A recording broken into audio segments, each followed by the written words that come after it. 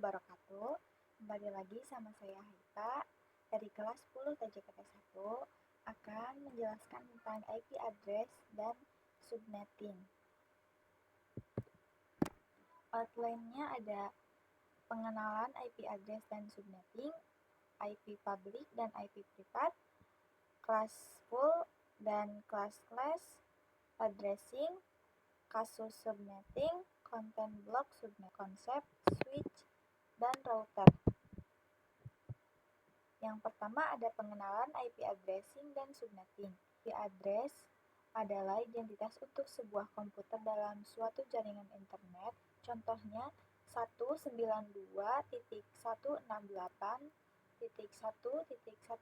IP address yang tersedia saat ini terbagi menjadi dua versi, yaitu IPv4 dan IPv6.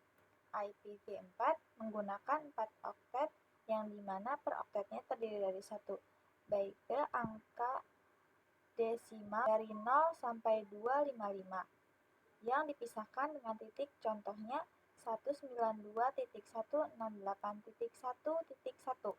Sedangkan IPv6 menggunakan angka heksadesimal yang dipisahkan dengan titik 2. Contohnya ini. Selanjutnya, apa itu prefix?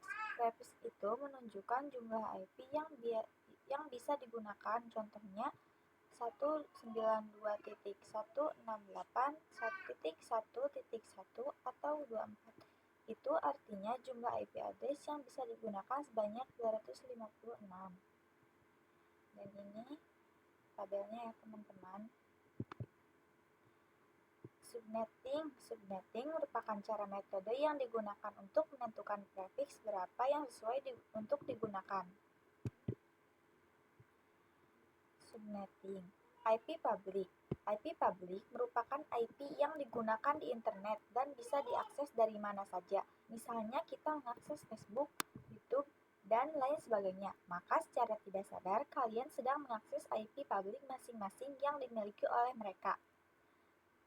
Sedangkan IP private merupakan IP yang berada dalam jaringan lokal. IP tersebut hanya bisa diakses dari dalam jaringan lokal sendiri.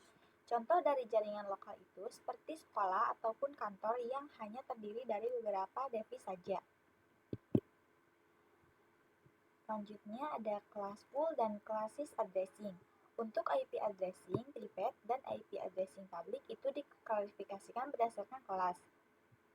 Kelasnya ada ini ya teman-teman, tabelnya.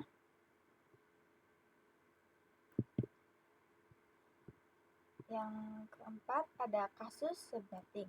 Untuk melakukan proses subnetting, kita akan melakukan beberapa proses seperti yang pertama ada basic yang sesuai, subnet max, IP network, IP broadcast, rank IP bisa digunakan. Selanjutnya prefix dan subnet mark menentukan jumlah IP yang bisa digunakan. IP network sama dengan tanda alamat pada suatu jaringan LAN. IP broadcast, alamat IP yang digunakan untuk melakukan pengiriman informasi ke semua host yang ada pada jaringan LAN TSR. Rank IP yang bisa digunakan. Contoh kasusnya, terdapat suatu jaringan yang memiliki 12 host, hitung prefix, rank IP, subnet max, IP network, IP broadcast, total IP yang bisa digunakannya. Yang kedua, terdapat suatu jaringan yang memiliki 60 host, hitung prefix, rank IP, subnet max, IP word, IP broadcast, total IP yang bisa digunakannya. Yang ketiga, terdapat suatu jaringan yang memiliki 100 host, hitung prefix, rank IP, subnet max, IP network, IP broadcast, total IP yang bisa digunakannya. Selanjutnya, ada konsep blok subnet. IP network, IP broadcast diibaratkan seperti ruangan. Setiap blok subnet by default tidak bisa saling komunikasi. Kumpulan PC yang berada pada suatu ruangan perlu dikonfigurasi menjadi satu blok subnet. IP4 delivery type. Unicast adalah proses pengiriman data sebagai mekanisme dalam pengiriman data tepat diterima oleh satu host saja. Contoh dari unicast itu seperti komunikasi yang dilakukan oleh IP address, baik itu kelas A, B, maupun C.